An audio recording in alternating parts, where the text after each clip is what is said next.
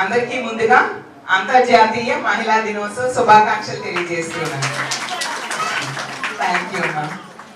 మీ అందరికీ తెలుసు కదా, ఇంట్లో మహిళ బాగుంటే కుటుంబం బాగుంటుంది, కుటుంబం బాగుంటే గ్రామం బాగుంటుంది, గ్రామం బాగుంటే రాష్ట్రం బాగుంటుంది. ఆ విధంగా తల్లిచి జగనన్న ముఖ్యమంత్రిగా ఉన్న 5 ఏళ్ళు కూడా ప్రతి సందర్భంలో కూడా మహిళలకే పెద్దపీట వేస్తూ వాళ్ళకి ఆర్థికంగా, రాజకీయంగా, సామాజికంగా ఉన్నత స్థానంలో కూర్చోబెట్టడానికి అన్ని రకాలుగా ప్రయత్నించడం జరిగింది.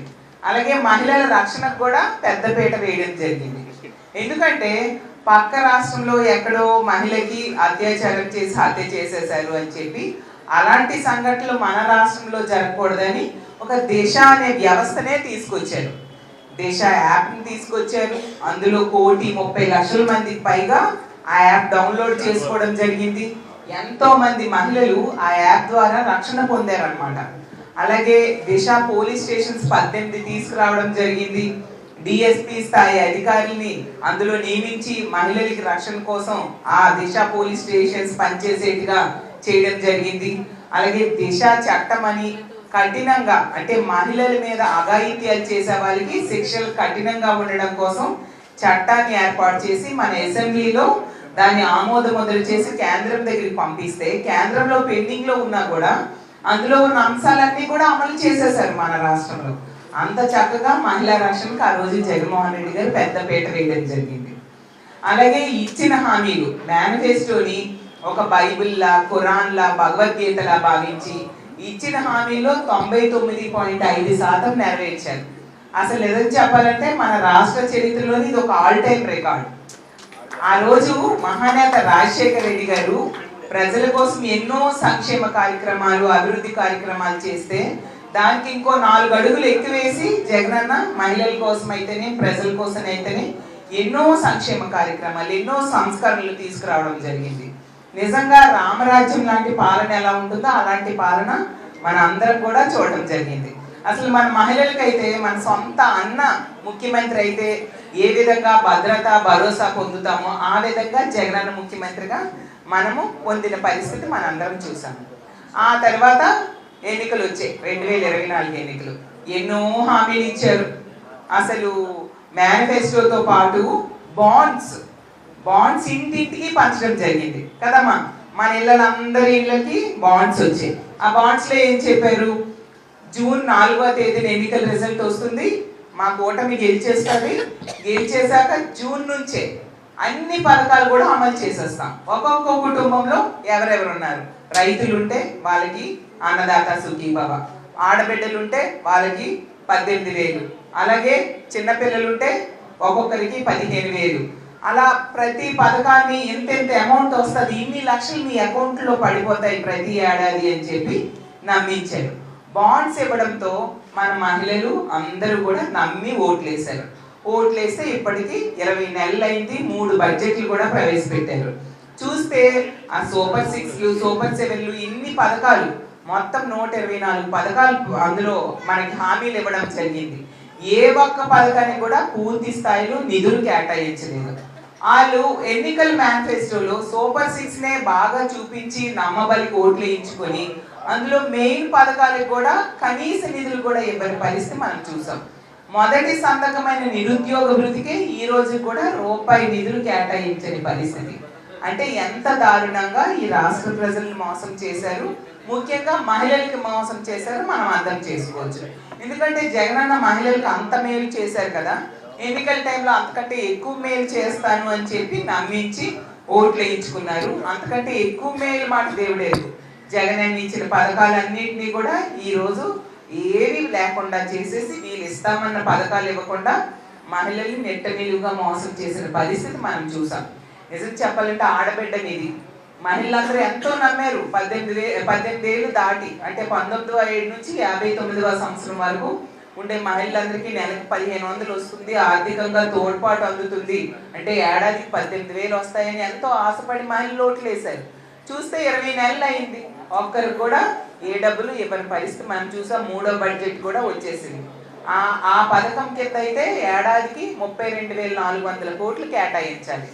3 బడ్జెట్లు వచ్చేసాయి. అంటే ఇంచుమించు 97,000 కోట్లు కేటాయించాలి. 97 రూపాయలు కూడా కేటాయించని పరిస్థితి. అలాగే తీసుకుంటే ముఖ్యంగా మన మహిళలు ఎక్కువ మంది డ్వాక్రా సంఘాల్లో ఉన్నారు కదమ్మా, అందరూ డ్వాక్రాలో ఉంటారు. డ్వాక్రాలో ఉండేటప్పుడు జగనన్న ఎంత చక్కగా 0 వడ్డీ టెన్షన్గా మీ అకౌంట్లో వేసిన పరిస్థితి. అలాగే చంద్రబాబు నాయుడు గారు 2014లో రుణమాఫీ చేస్తానని 14,200 కోట్లు చేయకుండా మోసం చేస్తే ఆ డబ్బులన్నింటినీ కలిపి 2019 ఏప్రిల్ వరకు ఉన్న అప్పు అంతటిని 4 విడతల్లో ఆసరా ద్వారా మీ అకౌంట్స్ లో వేసారా లేదా? అంత చక్కగా 25,500 కోట్ల ఆసరా ద్వారా మీ అందరికి ఇవ్వడమే కాకుండా చంద్రబాబు నాయుడు గారు గతంలో ముఖ్యమంత్రిగా ఉండేటప్పుడు 2016లో 0 వడ్డీ అప్పటి నుంచి ఎగ్గొట్టేశారు. ఆ డబ్బులన్నింటినీ కూడా కలిపి 5,000 కోట్లు 0 వడ్డీ కింద జగనన్న ముఖ్యమంత్రిగా ఉన్న టైంలో మన మహిళల అకౌంట్లో వేయడం జరిగింది. ఇంతగా చేస్తే ఈరోజు ఎన్నికల టైంలో మొన్న ఏం చెప్పారు? 3 లక్షలు కాదు 10 లక్షల వరకు మీకు 0 వడ్డీ ఇస్తానని మన మహిళలకు చెప్పారు. చూసేసరికి కొండనాళ్ళకి మందేస్తే ఉన్ననాళ్ళకి ఊడిపోయినట్టుగా ఏమైంది? ఆ 3 లక్షలకి లేదు, 10 లక్షలకి లేని పరిస్థితి.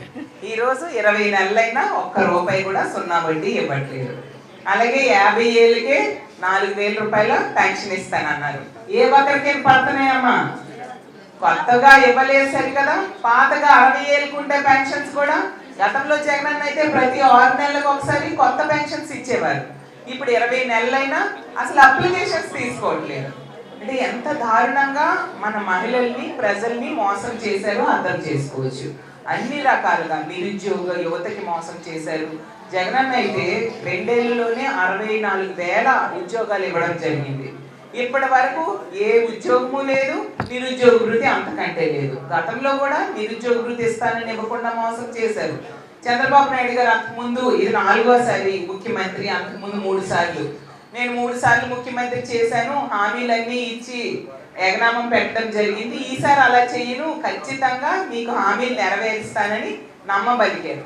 మరి ఈసారి కూడా ఎగనామం పెట్టే పరిస్థితి మనం చూస్తూ ఉన్నాము. ఒక్కరు చెప్తే నమ్మరని ఒకవైపు పవన్ కళ్యాణ్ గారిని, ఇంకోవైపు మోడీ గారిని కూర్చోబెట్టుకొని ఈ హామీలు ఇచ్చేసి నమ్మించడానికి ట్రై చేశారు. ఈ రోజు చూసేసరికి 20 నెలలైనా ఒక్క హామీ కూడా అమలు చేయని పరిస్థితి మనం చూస్తూ ఉన్నాం. అలాగే మహిళల రక్షణ చంద్రబాబు నాయుడు గారి పాలనలో ఎంత దారుణంగా ఉంది. లా అండ్ ఆర్డర్ అనేది ఎన్నో ఉదాహరణలు. అతని ప్రభుత్వ అధికారులే రిపోర్ట్స్ చెప్తూ ఉన్నారు. క్రైమ్ బాగా పెరిగిపోయింది ఆంధ్రప్రదేశ్ రాష్ట్రంలో. మహిళల మీద జరిగే అఘాయిత్యాలు విపరీతంగా పెరిగిపోయాయి.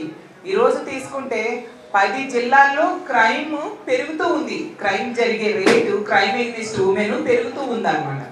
అంత దారుణంగా అతను ముఖ్యమంత్రిగా ఉండగా అతను నివసిస్తున్న గుంటూరు జిల్లాలో 11% క్రైమ్ ఎగ్నిస్ట్ ఉమెన్ పెరిగింది.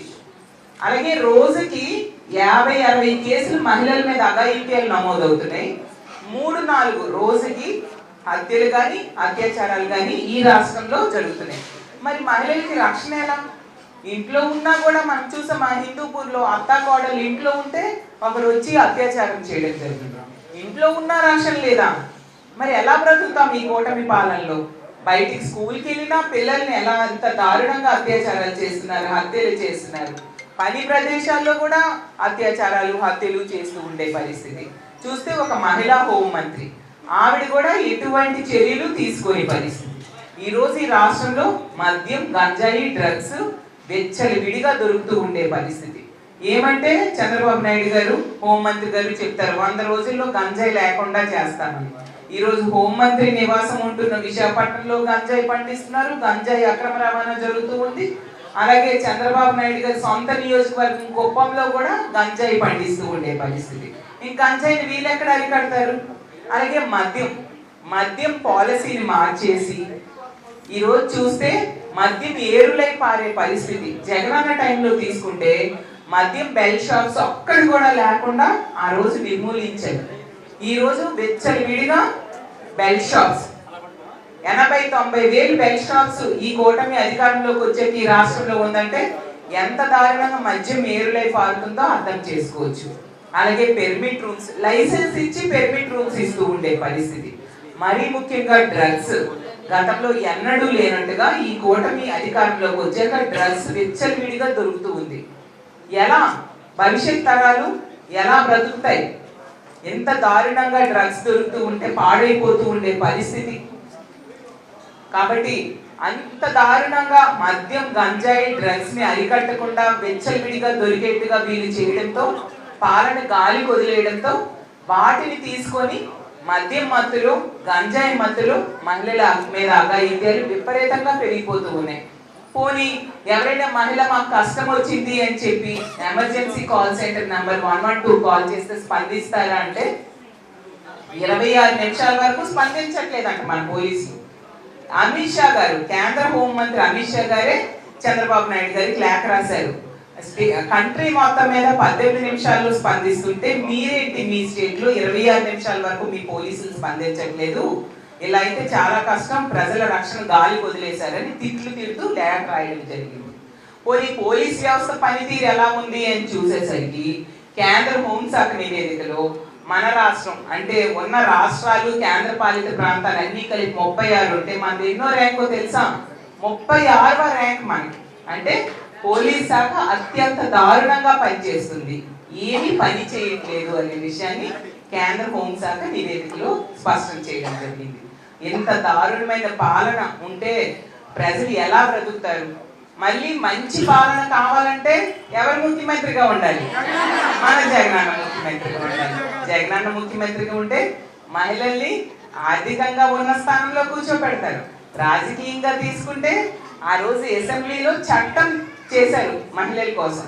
నామినేటెడ్ పదవుల్లో అలాగే నామినేటెడ్ వర్క్స్ లో కూడా 50% రిజర్వేషన్స్ మనకు కల్పిస్తూ, అంటే రాజ్యాంగం ఇచ్చిన అవకాశాల కంటే ఎక్కువ జగనన్న రాజనీతి వల్ల మన మహిళలకు అవకాశాలు దొరికాయి. అంత చక్కగా మన మహిళల రక్షణకి పెద్దపీట వేయడమే కాకుండా మహిళా సాధికారత కృషి చేయడం మనందరము చూసాము.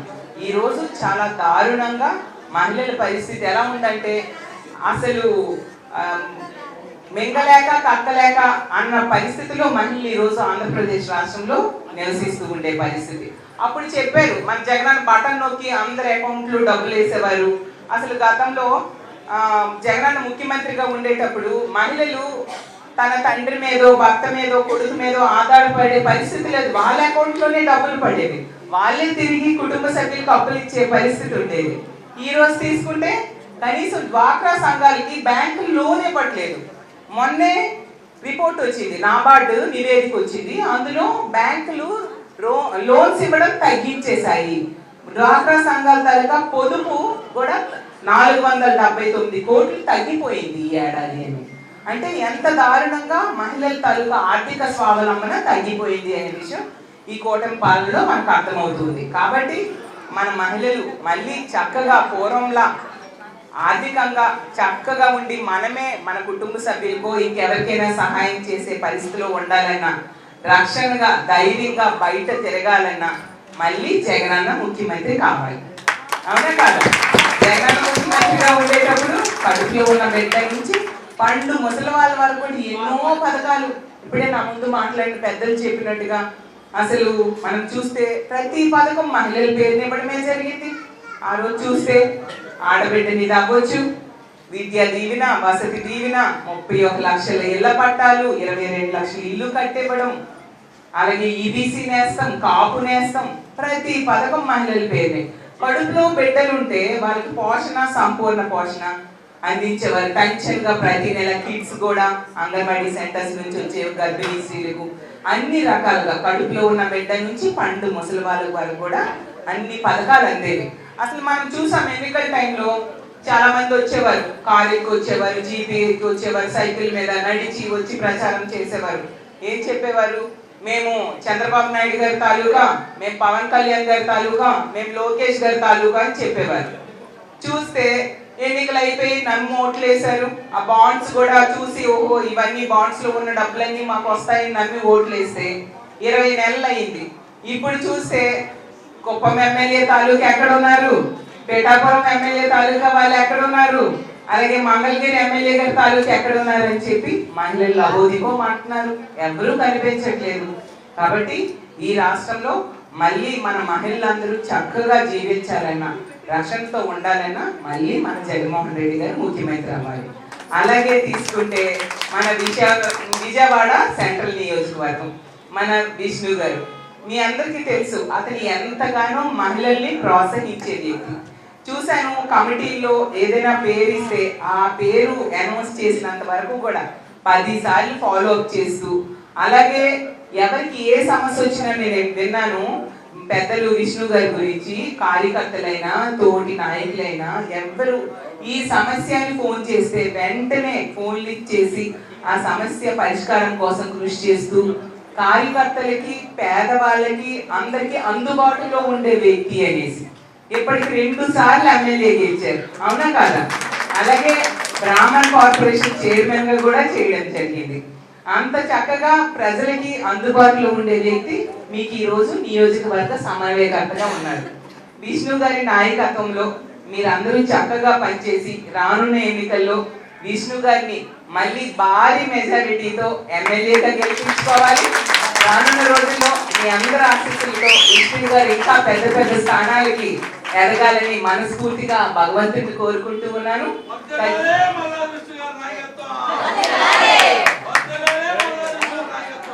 ఎంత సపోర్ట్ గా ఒక అన్నలా మీ అందరికి అండగా నిలబడుతూ ఉన్న విష్ణు గారికి మీరందరూ కూడా, మన మహిళలందరూ కూడా అండగా నిలబడాలని సభాముఖంగా కోరుకుంటూ ఉన్నాను. ఈ రోజు నుంచి ఇంకా ఎన్నికలు దగ్గరికి వస్తూ ఉన్నాయి. 3 బడ్జెట్లు ప్రవేశపెట్టేశారు. అంటే ఆ కూటమి పాలన 60% వాళ్ళు అయిపోయినట్టుగా. కాబట్టి ఇంకా 2 బడ్జెట్లే ఉన్నాయి. అంటే వాళ్ళు ఇవ్వాల్సిన హామీలు ఏవి కూడా నిధులు కేటాయించలేదు. కాబట్టి ఈ రోజు నుంచి మనము మళ్ళీ మన జగనన్నని ముఖ్యమంత్రిగా చేసుకోవడానికి, అలాగే మన మల్లాది విష్ణు గారిని ఇక్కడ ఎమ్మెల్యేగా గెలిపించుకోవడానికి ప్రతిరోజు కూడా కొంత సమయం కేటాయించి మన పార్టీ కోసం పనిచేయాల్సిందిగా ప్రతి ఒక్కరిని కోరుకుంటూ ఉన్నాను. వాళ్ళు ఎన్ని అక్రమ కేసులు పెట్టినా, ఎన్ని ట్రోల్స్ చేసినా, ఏ విధంగా ఇబ్బందులు పెట్టినా దేనికి భయపడాల్సిన పని లేదు. మనకి పైన జగనన్న ఉన్నారు, ఇక్కడ మల్లాది విష్ణు అన్న ఉన్నారు. కాబట్టి ప్రతి ఒక్కరు ధైర్యంగా పనిచేద్దాం, చక్కగా ముందుకు వెళ్దాం, మళ్ళీ జగనన్నని ముఖ్యమంత్రి చేసుకుందాం.